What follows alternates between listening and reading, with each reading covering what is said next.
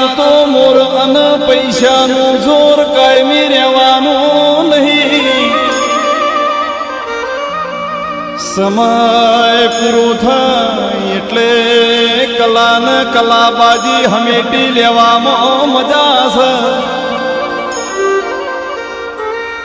ઓહો ભાઈ હંપે ઘરનો મોભો કહેવાય, આજ્ઞાએ ઘરનો પાયો કહેવાય ભાઈ. સફાઈએ ઘરની સુંદરતા કહેવાય, કરકસરએ ઘરની કમોણી કહેવાય.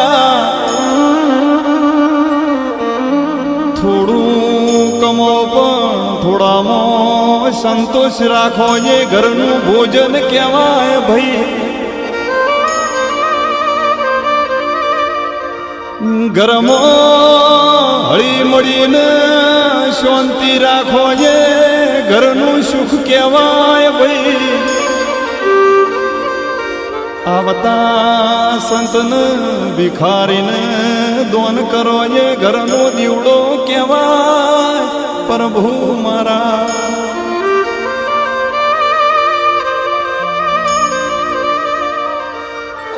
ઓહો ભાઈ છોકરા પતિ પત્ની એકબીજાને પ્રેમ વેચ એટલે ઘર મંદિર કહેવાય. મહેમાન પરુણું આવન હસતા મોઢ જાય ઘરનું વૈભવ કહેવાય ભાઈ. જેના ઘરમાં માવતરથી લઈને નાનો છોકરો દેવનો દીવો કરતો હોય એના હાચું ઘરનું શિખર કહેવાય પ્રભુ મારા.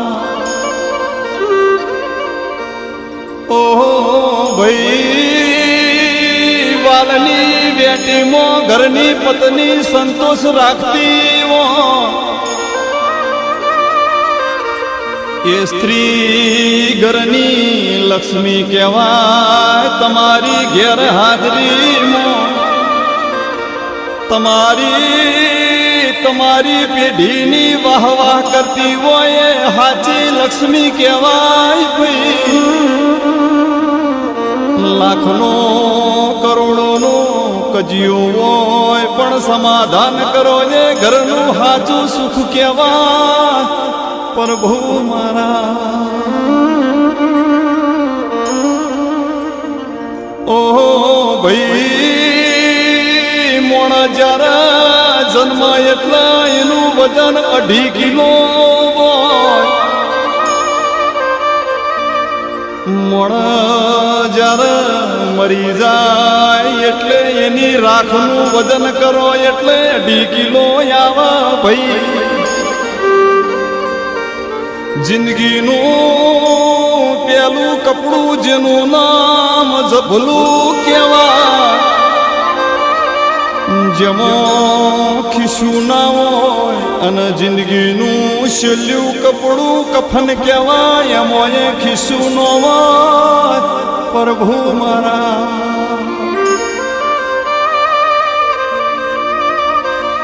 દરેક મોણા રૂડપતિ કરોડપતિ હવના હારે 4 રોટલી ખાતો બહુ ખાય તો 4 થી 5મી રોટલી ખાઈ ના હક ભાઈ.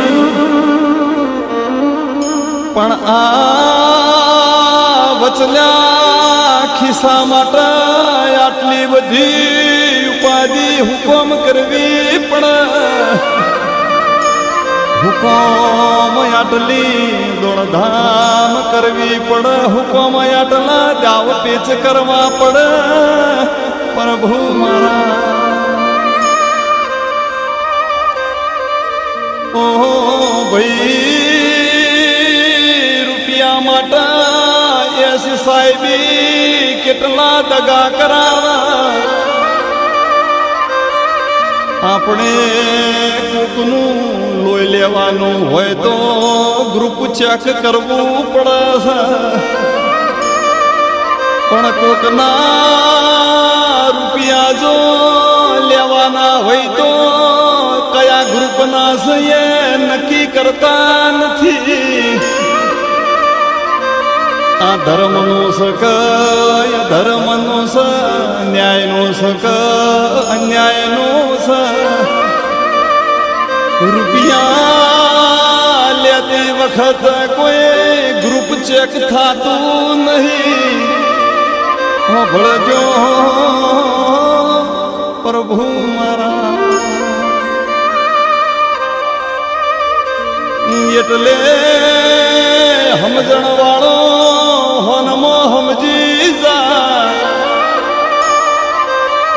એટલે ખોટા ગ્રુપના પૈસા ઘરમાં મત લાવજો જો ખોટો પૈસો ઘરમાં આવશે તો ઘરમાં કંકાસ કલેશ કજિયા થાય જીમમાં લઈ જાહે દવાખાનામાં લઈ જાહે હોટલમાં લઈ જાહે તમને ક્લબોમાં લઈ જાહે બારમાં લઈ જઈને તમને પૂરા કરી નોખશે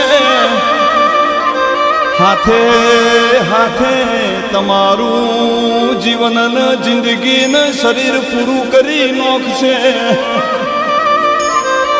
માટે બેક બેલેન્સ વધશે તો ચાલશે પણ ફેમિલી બેલેન્સ ઓછું ન થાય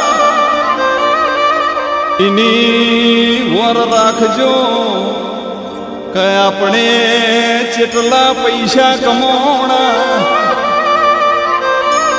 એની વર રાખજો આપણે ફેમિલીનું જેટલું બેલેન્સ કમાણા એ ભાઈ સમજી જાજો હનમો સમજાવું પ્રભુ મારા એ પ્રભુ મારા